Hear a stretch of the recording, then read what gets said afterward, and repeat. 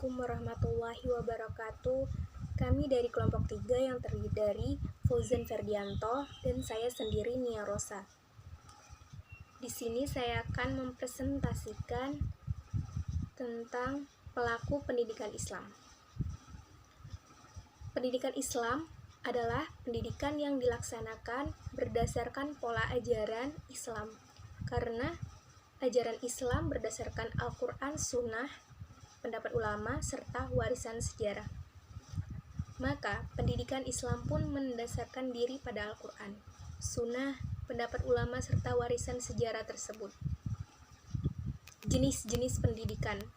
Ada beberapa jenis pendidik, yaitu Allah Subhanahu wa Ta'ala, Nabi Muhammad SAW, orang tua, dan guru. Keutamaan pendidik. Pendidik adalah bapak rohani bagi peserta didik yang memberikan santapan jiwa dengan ilmu, pembinaan akhlak mulia, dan meluruskan perilaku yang buruk. Oleh karena itu, pendidik mempunyai kedudukan tinggi dalam agama Islam. Dalam ajaran Islam, pendidikan disamakan dengan ulama yang sangat dihargai kedudukannya. Tugas seorang pendidik sebagai seorang pengajar yang dapat mengajak peserta didiknya menguasai seperangkat pengetahuan keterampilan tertentu dengan melaksanakan program yang telah direncanakan. Sebagai pendidik, mampu untuk mengarahkan peserta didiknya memiliki kepribadian yang insan, kamil, sesuai dengan tujuan Allah menciptakan. Lalu, sebagai khalifah atau pemimpin yang mampu memimpin serta mengendalikan diri sendiri, kemudian orang lain seperti peserta didik dan masyarakat yang berkaitan dengan masalah yang menyangkut dengan upaya pengarahan, pengawasan, pengorganisasian, pengontrolan, serta partisipasi dalam pendidikan. Tanggung jawab seorang pendidik dalam pendidikan Islam. Tanggung jawab dalam Islam bernilai keagamaan, berarti kelalaian seseorang terhadapnya akan dipertanggungjawabkan di hari kiamat, dan bernilai keduniawian dalam arti kelalaian seseorang terhadapnya dapat dituntut di pengadilan oleh orang-orang yang berada di bawah kepemimpinannya. Kode etik pendidik.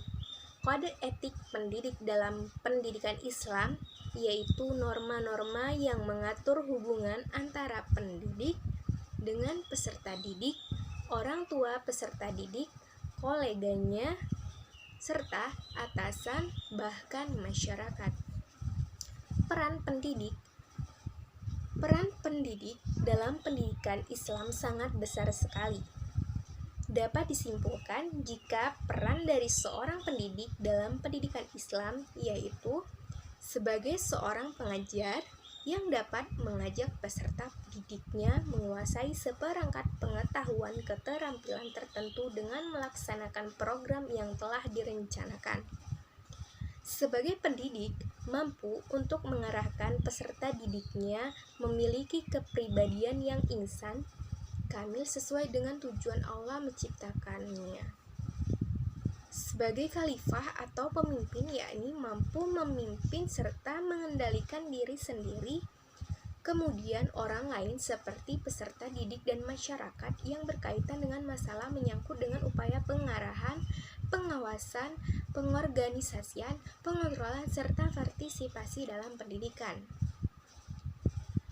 Profesionalitas pendidik. Guru yang profesional berperan besar dalam menentukan nilai atau hasil dari pendidikan. Dalam Islam, pendidikan dinilai sebagai media yang penting bahkan sentral dalam membentuk individu muslim yang sejalan dengan tujuan dari Islam itu sendiri. Karena itu, Islam memiliki mekanisme mengajar yang harus dimiliki oleh seorang guru. Tentunya, Pengajaran ini juga dilihat sebagai bentuk ibadah karena profesi mengajar sebagai guru adalah ibadah.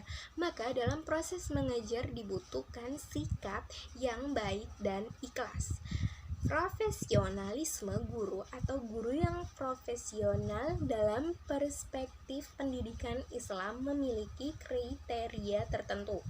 Paling tidak memiliki kapasitas ilmu yang memadai, bertakwa dan berakhlak mulia.